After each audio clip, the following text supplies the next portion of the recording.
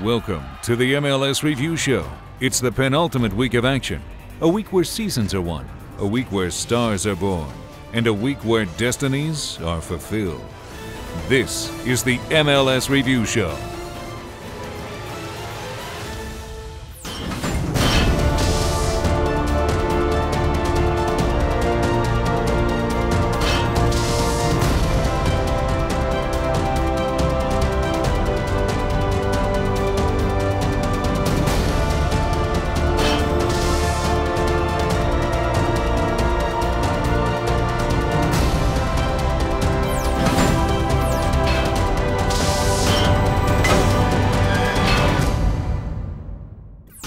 On Tuesday, the USA and Canada were in action. The Canadian national team faced off against Puerto Rico in World Cup qualifying.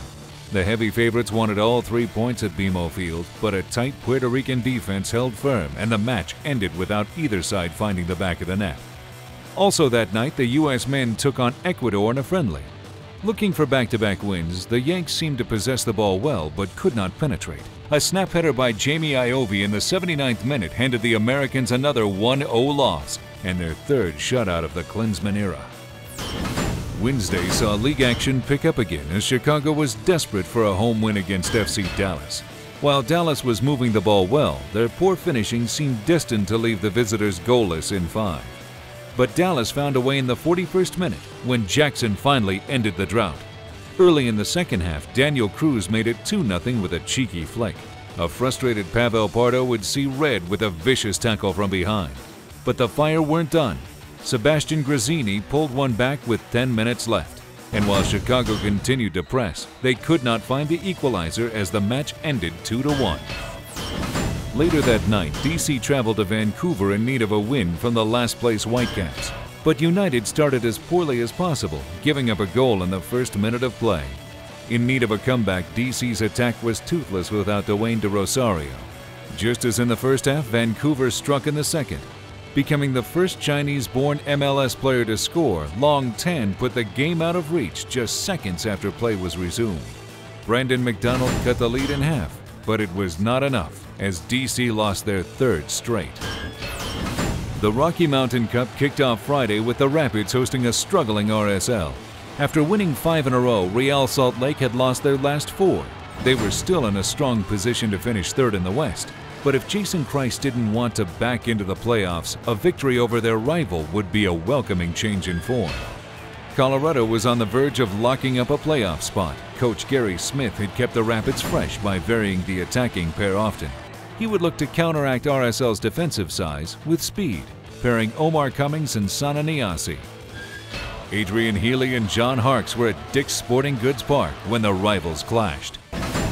Adrian Healy with John Harkes alongside Ricardo Salazar about to get us underway. RSL in the one have dominated this series.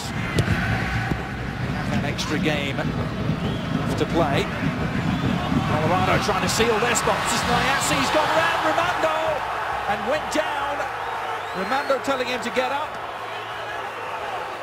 And referee Ricardo Salazar just pointing for a goal kick. And there's a flare-up. Chemper's flaring. As the ball gets played through here, it's a great run diagonal, just splitting the two center backs. Nicky Rimando makes a decision to come out. He goes down. He says no right away. Does he make contact? Niasi, no. Niasi just diving over him, really. It's like running into a truck if you run into a lava. This one poorly cleared. Loose clearance. The shot is on, and Rimando has to beat it away. Mastroeni picking up the pieces. And he's trying to find Cummings. Niasi, Laurentiis is open!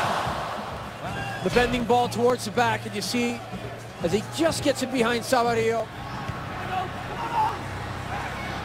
Williams trying to inject some urgency, and he's got Morales in. Oh, and Morales' service was in the perfect place. Well, it's a great lead pass there from Andy Williams, and you see the excellent instinct. You know, really just a great ball across from Morales. He releases it early. Now from Niasi. Oh, he put it to the far post quite delightfully, and Drew Moore was stealing in there. Alvarez switching it back towards Williams. Spindler. It was close. crying out for just one moment of real quality. Could this be it from a Spindler? It's a lovely run. Well, he ghosted his way past 3 challenges there. Head in hands time for the Argentine. Here's the skill. He gets past this, and watch the deception here. Just a fake cross, one more cut, and then he's looking to get this to the back post. I'll tell you. Wow. Kimura.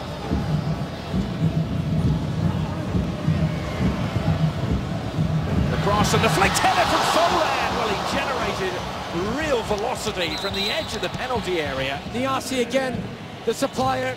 It's a great ball in, and he tries to come across Olave, does well, redirects his header, very well done. You see Nicky Rimando up to the challenge. Here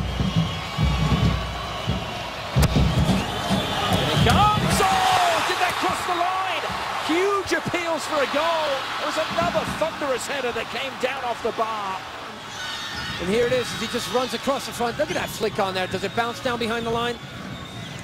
No, it does not. Last chance to throw this forward for the Rapids.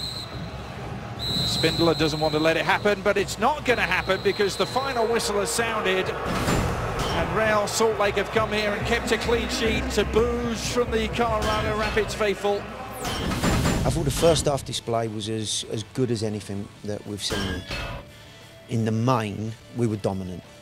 We needed to get back to basics a little bit this week and really challenge the guys to put a true defensive effort out there and to show some real commitment and some real fight.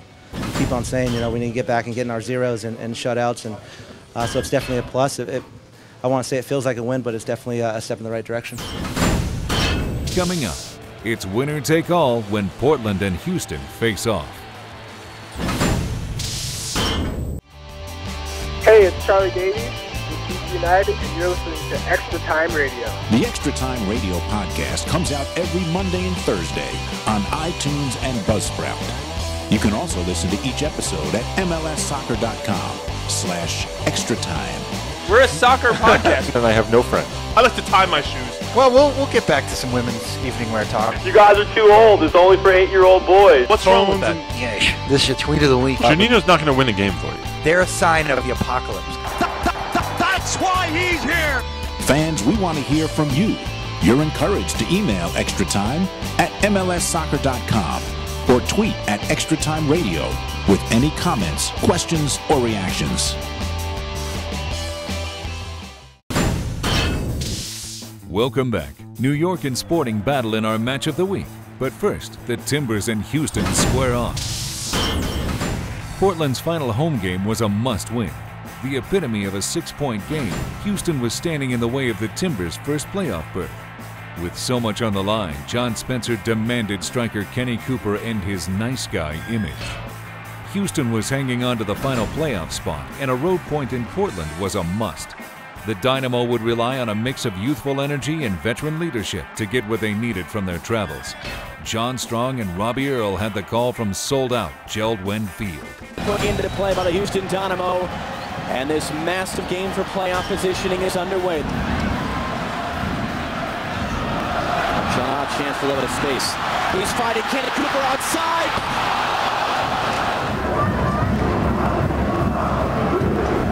Ball is corner. Cody again almost got on the end of it, and again closely cleared. Al Hassan. Well done, Tally Hall, and all the traffic. That's in from Andre Haino. He runs from the penalty spot. You see, he just gets ahead of everybody, gets to the ball first, and, well, Joey Perkins can do nothing about it. You'll see here, Hino comes on the outside. He's the first man, see number 31 there, gets to the ball first. Cruz tracking down Chapal and then levels him. And that's a really poor challenge. He went down with his head first, and he hasn't moved a muscle since he got hit, and that's a really poor challenge. And it may be a generous yellow card. We'll look on a replay to the 21-year-old Danny Cruz. You'll see it. Only eyes for the ball. He comes in. Oh. He gets a whack. I mean, that's a 15-yard penalty in an NFL game, Robbie. This referee has been really lenient with this Houston team. It's getting scrappy, but you've got to fight for possession. The knockdowns now are important. Those 50-50 challenges. Got to make sure green shirt comes out on top. Cruz! Unbelievable. Well, he silenced this crowd. You see he steps inside. I think Mike Trabola's almost saying, well, he can have the ball there. And then he does that.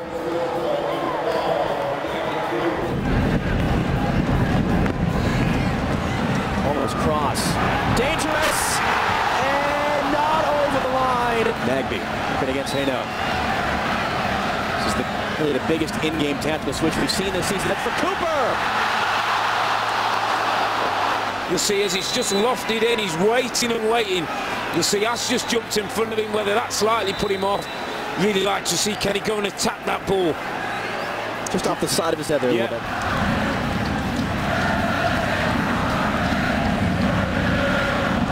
Cooper finds Perlaza. Shot. Back for Perlaza. Right in front for Cooper, is onside. Goes down, referee. We play on. Chara. Al-Hassan right to Tally Hall. Again, it's that physical play we talked about from Houston. Challenge in the back. Cooper goes down. His boots in there. His arms fine. There's a challenge from behind. Locks it in. Horst is there. It's off the post. Hall may have gotten a fingertip to it. And that will be the final action of the night. And the Houston Dynamo take one big step towards the postseason. You see the reaction from the Timbers. They know that they're not done, but it just got an awful lot harder. Our match of the week saw Sporting out to clinch a playoff spot against New York. Kansas City had turned their fortunes around with the opening of Livestrong Sporting Park. But with a bad habit of giving up late leads, Sporting would look to get an additional defensive effort from their midfield. Lately, it seemed like the Red Bulls may have salvaged their season, but New York could still end up on the outside looking in. Without a solid performance and at least a draw, Hans Bacca's side could be regretting dropped points in an early offseason. Steve Cangelosi and Shep Messing were at Livestrong Sporting Park with the call. Red Bulls in the white and red, Sporting Kansas City in the light blue. We are underway. An outswinger, top of the box, drops. And then sent right back across, up for the header and just missing the box. You're not going to get a better look at goal than this, and Colin just couldn't get on top of that ball. Good by Miller, has a little help, this time from Myers. There's the cross. Draws two defenders. Can Limper get through? He does. Limper fighting with Myers. Stays on the ball. Now cuts it across. Rogers misses. Falls to Richards. Shot saved by Nielsen. A tremendous goal-scoring opportunity. Starts with the perseverance, the grittiness of Joe Limper. And then a swing and a miss. Jimmy Nielsen. This time gives it away to Marquez. Now Henry. Trying to get away from two defenders. Espinosa steps in. Ooh, Canio, a dangerous challenge, but now Zuzi.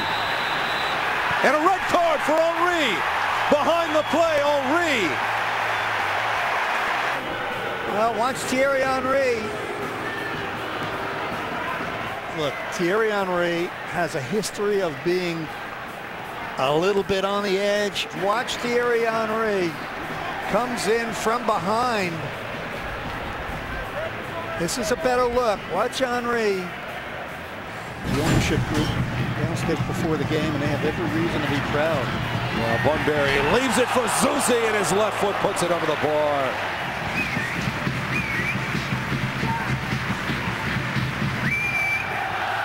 Zuzi's corner out swinger. Headed back to the penalty spot, falls here. Bunbury the shot, and he scores. Well, you can't say the goal was unexpected. They never cleared the ball out. Stephen Keel couldn't get it up and out. Off balance. And what a goal by Neil Bunbury. That's the shot. Beats Ross low to the right. Mara battling at the penalty spot. Far post on the corner, knocked down. There's a chance and it's in. CJ Sapong just into the match. Knocks it by Ross. It's his 5th of the season. And Kansas City leads 2-0. Well, Joe, that's goal number 2 off a botched corner kick clearance. Both goals result from corner kicks where Kansas City got the initial header to keep it alive. Cesar He pushes wide. Sapong into the box. Shot saved by Rust. Comes out. Zuzi nods it down.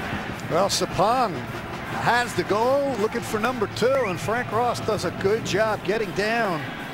Very agile for a big man. Against DC United, that's their final game of the season in Washington. And there's the full-time whistle.